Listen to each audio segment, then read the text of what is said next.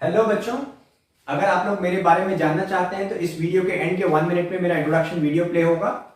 आज का लेक्चर मैं अब स्टार्ट करता हूं।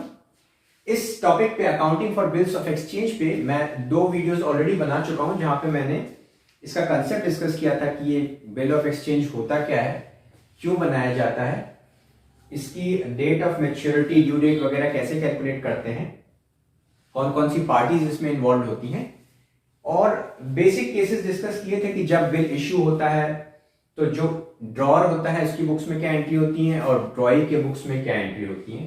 उसके बाद मैंने एक केस डिस्कस किया था कि जब बिल ड्रॉअर के पास आ जाता है, एक बार ड्रॉअर के पास बिल ऑफ एक्सचेंज आ जाता है तो उसके बाद वो उसका क्या क्या कर सकता है।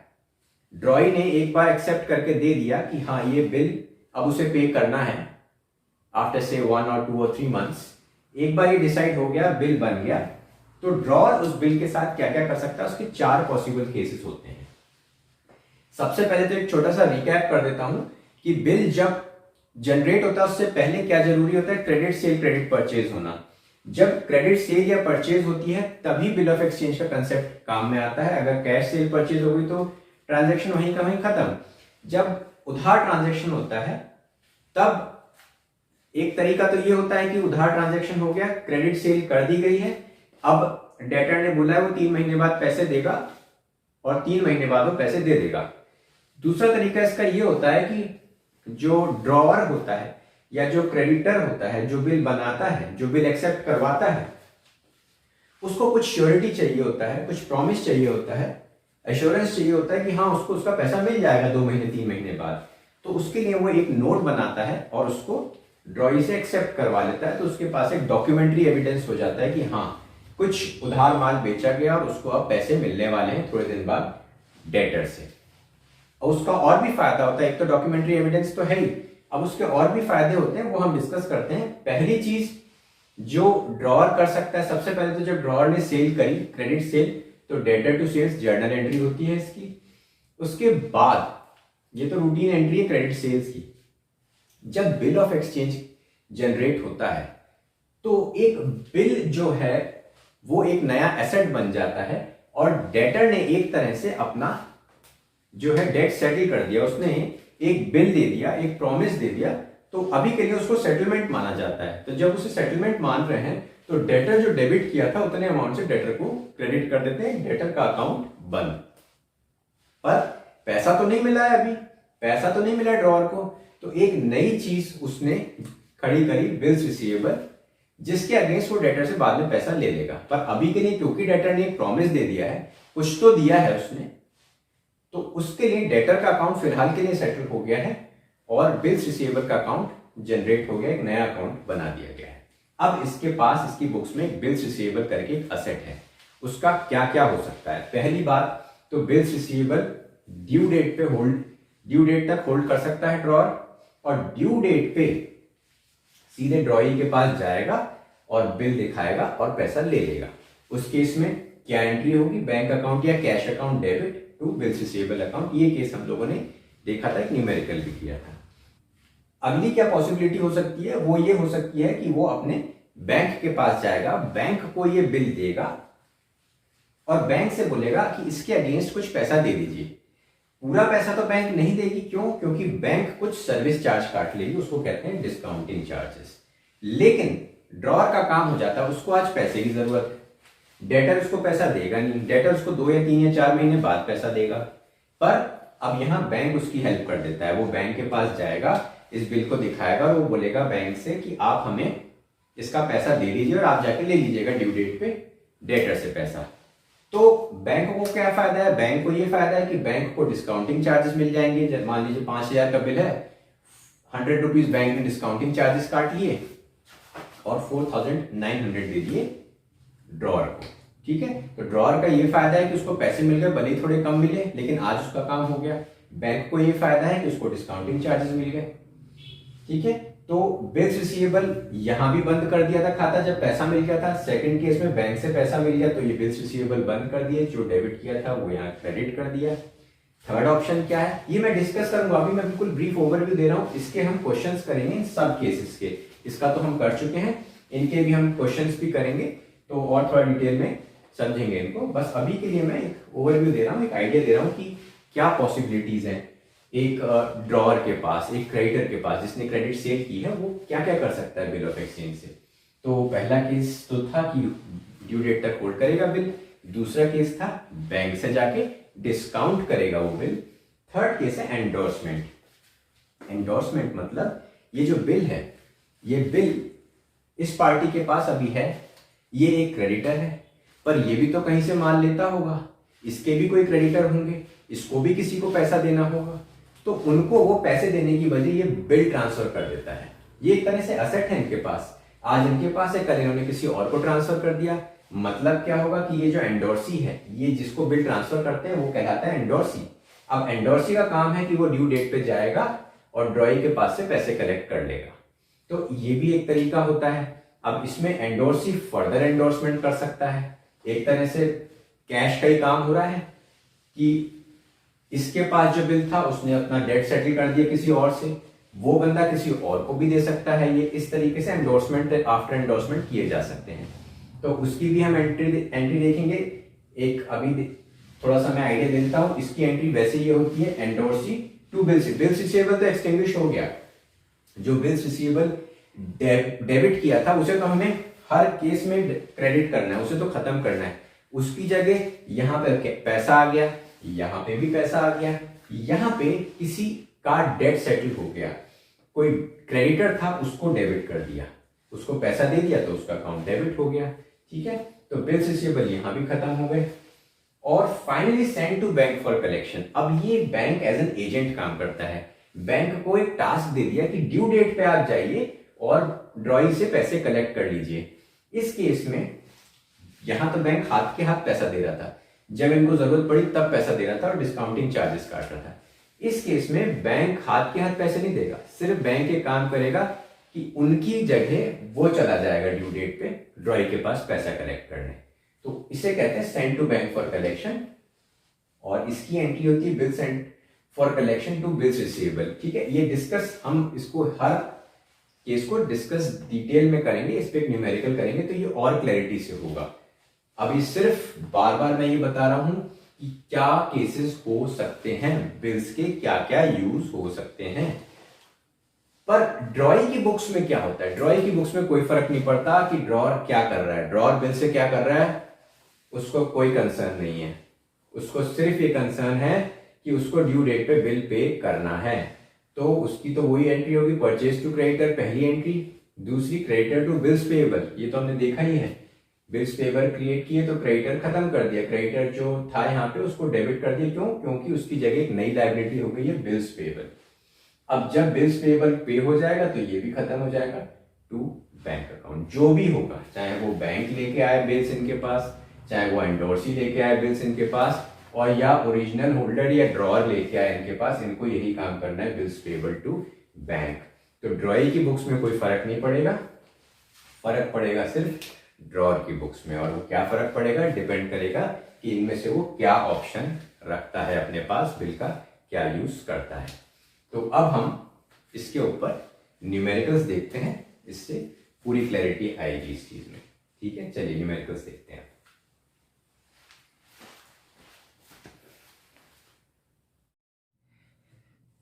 चलिए अब इन सारे केसेस के ऊपर एक प्रैक्टिकल प्रॉब्लम देखते हैं, हर केस का एक करते हैं हम प्रैक्टिकल प्रॉब्लम। तो एक क्वेश्चन नंबर 6 देखते हैं, डिस्काउंटिंग वाला केस। केस 1 जो होल्डर अपने पास रिटेन करता है बिल, वो हम पिछले वीडियो में देख चुके हैं, एक न्यूमेरिकल एक प्रैक्टिकल प्रॉब्लम। इसमें हम यहाँ से शुरू करते हैं, डिस्काउंटिंग जो ऑप्शन सेकंड ऑप्शन है, discounting of bill with the bank. तो इसमें क्वेश्चन नंबर 6 देखिए, ए सेल्स, ये टी एस ग्रेवाल का है question number 6। A sales goods of ₹10,000 to be on credit, B accepts the bill payable 3 months after date. A discounts the bill at 6% per annum from bank on 4th April. On maturity, the bill is met by B. Pass the necessary journal entries in both the parties. ठीक है, in books of both the parties. तो देखते हैं हम लोग इसमें सबसे पहले तो ऑब्वियसली जो ओरिजिनल एंट्री है B2 सेल्स क्लियर है। ये सेकेंड एंट्री है जब बिल्स रिसीवेबल बी ने एक्सेप्ट किया है और ए के पास आ गया है, तो सेम डेट पे हुआ है ये।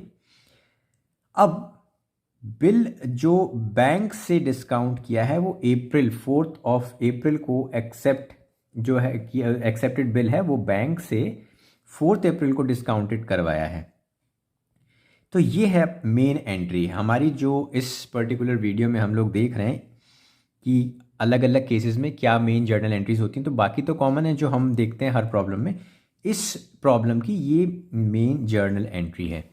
तो इसको अगर हम देखें तो इसमें क्या हुआ है कि बैंक अकाउंट डेबिट 9,900, 10,000 का बिल है पर इनके अकाउंट में सिर्फ आया 9,900, क्योंकि बैंक ने कुछ चार्जेस ले लिए हैं जो कि हैं डिस्काउंटिंग चार्जेस। वो कैसे निकाला? 6% पर एनम बोला है, तो 10,000 इंटू 6/100 इंटू 2/12। क्यों? क्योंकि 3 मंथ्स का बिल है लेकिन 1 महीने बाद बैंक से डिस्काउंट कराया, मतलब 2 महीने का बचा हुआ है। 2 महीने पहले पैसा मिल गया बैंक से। एक बार फिर से बता देता हूँ, मार्च में बिल इशू हुआ, ठीक है, पेबल है वो जून में 3 मंथ्स बाद, पर 1 महीने बाद ड्रॉ ए को ज़रूरत पड़ गई पैसे की, तो बैंक के पास गया और उसने अप्रैल 4 को पैसा ले लिया बैंक से।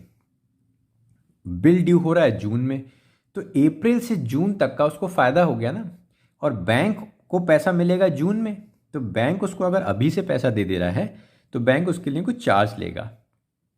तो उसका बेसिस क्या है? 6% से लिया है उन्होंने इंटरेस्ट, और 2 मंथ्स के लिए, तो वो 10,000 इंटू 6/100 क्योंकि 6% इंटरेस्ट रेट है, इंटू 2/12 क्योंकि 2 मंथ्स के लिए। तो इससे ये 100 रुपीज़ निकल के आता है डिस्काउंटिंग चार्जेस।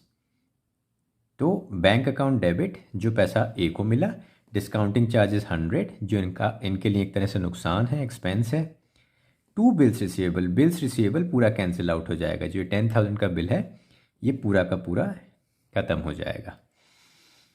नरेशन में लिखेंगे bill discounted with bank at 6% per annum. Narration कोई बहुत हार्ड एंड फास्ट नहीं होता, एक बेसिक उससे ट्रांजैक्शन में क्या हुआ वो इन्फॉर्मेशन पता चलती है, ठीक है। अब ए के पास पैसा आ गया तो मैच्योरिटी पे जून में ए की बुक्स में कोई एंट्री नहीं होगी, जो बिल बनाया था ए ने वो ख़त्म कर दिया, पैसा आ गया, तो ए की बुक में अब मैच्योरिटी में कोई एंट्री नहीं होगी। बी की बुक्स में आते हैं, बी की बुक्स में रूटीन एंट्री होंगी। मैंने आपको बताया था जब मैं थ्योरी इसकी बता रहा था कि बी को कोई फ़र्क नहीं पड़ता है कि ए ने उस बिल के साथ क्या किया। बी के लिए रूटीन एंट्री जब परचेज की तो गुड्स परचेज्ड ऑन क्रेडिट, फिर जब बिल उसने एक्सेप्ट किया, एक्सेप्टेंस गिवन टू ए, तो A to bills payable, and finally June 4 को, जून 4 कैसे निकला? 3 मंथ्स आफ्टर डेट है, तो मार्च का 1st of April, 1st of May, 1st of June plus 3 days of grace. जून 4 को ये मैच्योर हुआ तो इसने पे कर दिया, बिल्स पेएबल टू बैंक। ये बिल पे हो गया, बिल पेड ऑन मैच्योरिटी 10,000। तो बी की बुक्स में कोई फ़र्क नहीं है कि ए ने क्या किया, ठीक है। चलिए अगला केस देखते हैं, एंडोर्समेंट वाला केस। अब इस केस में जो एंडोर्स करता है उसे एंडोर्सर बोलते हैं, और जिसको एंडोर्स किया जाता है उसे एंडोर्सी बोलते हैं। तो अकाउंटिंग एंट्री क्या होगी? इस पर 3 पार्टीज हो गई, एक ड्रॉअर, एक ड्रॉई और एक एंडोर्सी जिसको एंडोर्स किया है। तो ड्रॉअर के केस में तो ऑब्वियसली ये जो है creditor account debit 2 bills receivable आएगा। ये बेसिकली एंडोर्सी है, जिसको बिल दिया तो उसको डेबिट कर दिया, क्योंकि जब क्रेडिटर जनरेट होता है, जब क्रेडिटर आता है तो उसे क्रेडिट किया जाता है। तो अब जब क्रेडिटर को कुछ पे कर दिया, बिल्स रिसीवेबल दे दिए, तो यहाँ पे क्रेडिटर अकाउंट डेबिट, ये हमने देखा था अभी जब हमने थ्योरी डिस्कस की थी, टू बिल्स रिसीवेबल, ठीक है।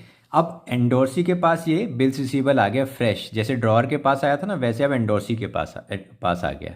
अब एंडोर्सी के पास भी वही 4 ऑप्शंस हैं कि उसका आगे वो क्या करता है। तो एंडोर्सी भी अब फ्रेश जैसे होल्डर हो गया बिल का, तो उसके पास वही 4 ऑप्शन है, या तो वो खुद मैच्योरिटी तक रखेगा, या बिल बैंक से डिस्काउंट करा लेगा, या फर्दर एंडोर्स कर देगा, और या send to bank for collection वाला केस। तो इसके पास अब फ्रेश बिल्स रिसीवेबल आ गया एंडोर्सी के पास। अब वो उसको इन 4 तरीकों में से कैसे भी ट्रीट कर सकता है, बट हाँ, ड्रॉअर की बुक में ये बिल्स रिसीवेबल बंद हो गए, ख़त्म हो गए, ठीक। अब ड्रॉई को तो कोई फ़र्क पड़ेगा नहीं, उसको तो ड्यू डेट पे बिल्स पेएबल अकाउंट को डेबिट करना है, कैश या बैंक को क्रेडिट करना है। अब जो नया है वो है एंडोर्सी की बुक। एंडोर्सी की बुक को आप इस तरीके से समझें कि जैसे ड्रॉअर की बुक थी, होल्डर की बुक थी, तो उसमें क्या किया था उसने, जब बिल्स रिसीवेबल बने थे तब उसने क्या किया था, बिल्स रिसीवेबल टू ड्रॉई किया था। तो यहाँ पे क्या करेंगे एंडोर्सी के लिए, तो जो ड्रॉअर है, जो ओरिजिनल ड्रॉअर है, वो ड्रॉई के लिए क्रेडिटर है, ठीक है, जिसने बिल्स पेबल दिया, उस वो हो गया डेटर, ओरिजिनल डेटर। और ओरिजिनल क्रेडिटर कौन था, ड्रॉअर, जिसने बिल बनाया।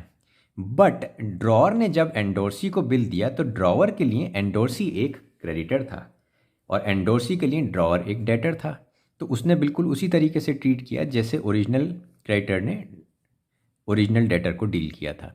तो एंडोर्सी की बुक में वैसी ही एंट्री होगी। अगर हमें ओरिजिनल एंट्री पता है बिल्स रिसीवेबल की, तो ये बहुत आराम से हो जाएगी। इसके पास बिल्स रिसीवेबल आया और इसने एंडोर्सर को क्रेडिट कर दिया।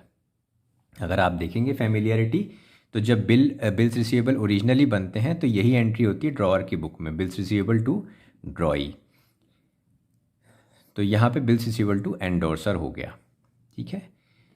ड्रॉअर की बुक में क्रेडिटर टू बिल्स रिसीवेबल और एंडोर्सर की बुक में बिल्स रिसीवेबल टू एंडोर्सर, ठीक। ऑन मैच्योरिटी, ऑब्वियसली मैच्योरिटी पे अब अगर ये होल्डर है एंडोर्सी, तो ये क्या करेगा, ये जाएगा ड्रॉई के पास और वहाँ पे पैसा मिल जाएगा, बिल्स रिसीवेबल अकाउंट ख़त्म हो जाएगा, इसको क्रेडिट कर देंगे और कैश या बैंक जो भी मिलेगा वो अकाउंट डेबिट हो जाएगा। ये हो गया एंडोर्समेंट का केस। एक न्यूमेरिकल देख लेते हैं इस पर, क्वेश्चन नंबर 8। क्वेश्चन नंबर 8 देखिए क्या है। A owed B 8,000. He gave a bill for the same on 1st August. Payable after 4 months at the Bank of India, Chandni Chowk. Immediately after receiving the bill, B endorsed it to C. अब इसमें खास बात ये है कि A जो है वो ओरिजिनल ड्रॉई है और उसने B को कुछ पैसा देना है। B है ड्रॉअर, ओरिजिनल ड्रॉअर या ओरिजिनल क्रेडिटर, और A है ओरिजिनल डेटर। अब B को उसने एक बिल दिया, ही गेव मतलब A gave to B a bill, 4 months का एक बिल दे दिया और जैसे ही बिल मिला B ने उसे एंडोर्स कर दिया C को। तो C एंडोर्सी है, B एंडोर्सर है, A ड्रॉई है, ठीक है। 1st September C discounted the bill at 12% per annum, the bill is met on due date, ठीक है। तो यहाँ पे एंडोर्समेंट भी हुआ और डिस्काउंटिंग भी हुआ। सबसे पहले ए का जर्नल देख लेते हैं। ए क्या है यहाँ पे, ड्रॉई है, ड्रॉई, ठीक है, ये डेटर है। तो इसकी बुक्स में क्या एंट्री होगी, बी टू बिल्स पेएबल, और फाइनली जब ड्यू डेट आई December 4, अगस्त का बिल है 4 मंथ्स बाद, तो 1 दिसंबर प्लस 3 डेज ऑफ ग्रेस, तो December 4 को ये बिल मैच्योर हुआ तो बिल्स पेएबल टू बैंक हो गया। तो डेटर की बुक्स में तो ये एंट्री है, हर बार यही होनी है। यहाँ पे परचेज और सेल की एंट्री नहीं हुई है, बस ये फ़र्क है। बी जो ओरिजिनल ड्रॉअर है उसके केस में क्या होगा, bills receivable account debit to A, जब बिल्स रिसीवेबल बना, जनरेट हुआ है ना, जब ए इज एक्सेप्टेंस रिसीव्ड, उसी दिन उसने सी को एंडोर्स कर दिया। तो ये मेन एंट्री है इस क्वेश्चन की। सी टू बिल्स, ये एंडोर्सी है, सी जो है ये एंडोर्सी है, इसको बिल एंडोर्स कर दिया, तो C to bills receivable account, ठीक है। As acceptance endorse in favour of C, A का एक्सेप्टेंस था ये बिल जिसको कि सी के फेवर में एंडोर्स कर दिया। अब सी एंडोर्सी की बुक में क्या होगा, बिल्स रिसीवेबल टू बी, जब उसे बिल मिला एक तरह से, तो आप देखिए बिल्कुल ऐसी ही एंट्री है। जब बी को बिल मिला था तो उसने क्या किया था, बिल्स रिसीवेबल टू ए, यही बात मैं बता रहा था आपको। सिमिलरली इसने क्या किया, बिल्स रिसीवेबल टू बी कर दिया। सी के लिए तो बी एक डेटर है ना, बी के लिए ए डेटर है, सी के लिए बी डेटर है। तो जब ए ने बी को बिल दिया तो बी ने बिल्स रिसीवेबल टू ए लिखा। अब जब बी ने बिल सी को दिया तो सी ने क्या लिखा, bills receivable to B. As acceptance received from B, ये बी का एक्सेप्टेंस नहीं है, एज एक्सेप्टेंस, ओरिजिनली तो ए का ही है ये बिल, ए का ही एक्सेप्टेंस है, पर वो मिला बी से, तो as acceptance received from B 8,000। अब ये सितंबर अगले महीने बैंक से डिस्काउंट करा लिया तो बैंक कुछ कम पैसा देगा, ठीक है। तो 12% पर एनम है, तो यहाँ पे 240 डिस्काउंटिंग चार्जेस आ गया, और 8000 का बिल है ना, तो 8000 इंटू 12/100 इंटू सेप्टेम्बर है ना, अक्टूबर नवंबर दिसंबर 3 मंथ्स के लिए 3/12, तो ये हो जाएगा 8 से 24 240, ठीक है। 240 रुपीज़ जो है ये डिस्काउंटिंग चार्जेस हो गए। 8000 माइनस 240 7760 पैसा मिल गया सी को। अब सी के बुक में और कोई एंट्री नहीं आई क्योंकि उसको पैसा मिल गया, उसने बिल्स रिसीवेबल का अकाउंट क्लोज कर दिया, ठीक है। And finally bill sent for collection. Question number 10 देखते हैं हम लोग। Mohan Singh draws a bill, ये देखिए, on Jagat for 1000 payable 2 months after date. Immediately after acceptance, Mohan Singh sends the bill to his bank for collection on the due date. Bank gets the payment. Make the entries in the books of all the parties. All the parties. अब इसमें तो दो ही parties हैं, all the parties में यहाँ कोई endorsee तो है नहीं, तो मोहन सिंह और जगत हैं। बस यहाँ पे क्या होता है, जो एंट्री होती है बिल्स रिसीवेबल को कन्वर्ट कर देते हैं बिल सेंड फॉर कलेक्शन, और जब बिल पैसा मिल जाता है तो bank to bill send for collection. Question में देखते हैं तो और अच्छे से समझ में आएगा इसका क्या मतलब है। देखिए, जब बिल मिला तो बिल्स रिसीवेबल टू जगत, ठीक है। जगत ओरिजिनल डेटर था, उसको क्रेडिट कर दिया क्योंकि अब नया एक अकाउंट बन गया है बिल्स रिसीवेबल, ये एक नया एसेट है। Acceptance receive from Jagat. Bills sent for collection to bills receivable. अब देखिए, बिल्स सेंट फॉर कलेक्शन, ये एक नया एसेट खड़ा हो गया, तो बिल्स रिसीवेबल क्लोज कर दिया। ये जो बिल्स रिसीवेबल ओपन हुआ था ये यहाँ पे क्लोज कर दिया, क्योंकि अब एक नया एसेट है ना। उतने ही पैसों के लिए तीन तीन लोग तो नहीं खड़े करेंगे ना, जगत भी, बिल्स रिसीवेबल भी, बिल्स सेंट फॉर कलेक्शन भी नहीं। जब जगत से पैसे लेने थे तो जगत को डेबिट किया, जब जगत ने बिल्स रिसीवेबल दे दिया तो जगत को क्रेडिट कर दिया, तो जगत का अकाउंट क्लोज। अब बिल्स रिसीवेबल डेबिट थे यहाँ पे, पर उसको बैंक भेज दिया फॉर कलेक्शन, एक नया अकाउंट बना दिया। अकाउंट्स में क्लैरिटी होनी चाहिए ना कि अब क्या किया उस बिल का, तो बिल को बैंक को भेज दिया फॉर कलेक्शन, तो bill sent for collection account को डेबिट कर दिया, और जो बिल्स रिसीवेबल अकाउंट था उसको क्लोज कर दिया। तो अब सिर्फ एक ही अकाउंट खुला ना 1000 रुपीज़ का। बस फाइनली जब ड्यू डेट आएगी तो बैंक अकाउंट डेबिट हो जाएगा to bill sent for collection. अगर ये केस नहीं होता तो सीधे सीधे बैंक टू बिल्स रिसीवेबल हो जाता। यहाँ एक एडिशनल स्टेप आ गया कि यहाँ पे bank bill sent for collection एक अकाउंट खुला, बिल्स रिसीवेबल बंद हुआ, और जब बैंक में पैसा आ गया फाइनली तो bank account debit to bill sent for collection, amount collected by bank for the bill sent for collection. और जगत की बुक में तो ऑब्वियसली कोई डिफरेंस आएगा ही नहीं। Mohan Singh to bills payable जैसा होता है, acceptance given to Mohan Singh 1000, and जब पेमेंट करना हुआ तो bills payable account to bank account, पैसा दे दिया, बिल्स पेबल क्लोज कर दिया, payment of the bill made on the due date. इस तरीके से हम लोगों ने देखा कि ड्रॉअर के पास 4 ऑप्शंस होते हैं, और चारों ऑप्शंस में किस तरीके से जर्नल एंट्रीज की जाती हैं वो हमने डिटेल में समझी। अब नेक्स्ट लेक्चर में हम लोग देखेंगे डिसऑनर ऑफ बिल की एंट्री, कि डिसऑनर हो जाता है तो उसमें किस टाइप की एंट्रीज होती हैं, तो ये नेक्स्ट लेक्चर में देखेंगे। आज के लिए बस इतना ही। हेलो बच्चों, मैं हूं Anurag Gupta, MBA finance Pune university department topper, और मैं साथ में सीएफए भी हूं। मैंने कई साल कुछ बड़ी कंपनीज में काम करने के बाद अपने टीचिंग के पैशन को परस्यू करने के लिए अपना कॉर्पोरेट करियर छोड़ा। मैं खुद स्कूल, कॉलेज, यूनिवर्सिटी और इवन ऑल इंडिया लेवल के एग्जाम्स में टॉप रैंक कर रहा हूं, और मैंने अपने 8 साल पुराने इंस्टीट्यूट पर लगातार टॉपर्स क्रिएट किए हैं। इसमें खास बात यह है कि जो 10th स्टैंडर्ड तक एवरेज परफॉर्मेंस वाले स्टूडेंट्स मेरे पास पढ़े, उन्होंने भी 11th और 12th में बहुत अच्छा परफॉर्मेंस दिया, और अपने 11th और 12th के बेस स्ट्रांग होने की वजह से वो आज भी बहुत अच्छा कर रहे हैं अपने करियर में। अब मैं अपनी नॉलेज को ज़्यादा से ज़्यादा स्टूडेंट तक स्प्रेड कर पाऊँ, इसी इरादे से ऑनलाइन मोड में टीचिंग स्टार्ट कर रहा हूँ।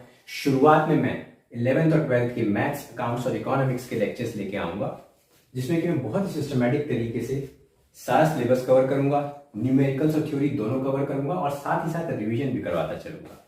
तो मुझे पूरी उम्मीद है आप लोग मेरे साथ मेरे लेक्चर्स में लर्निंग को एंजॉय करेंगे।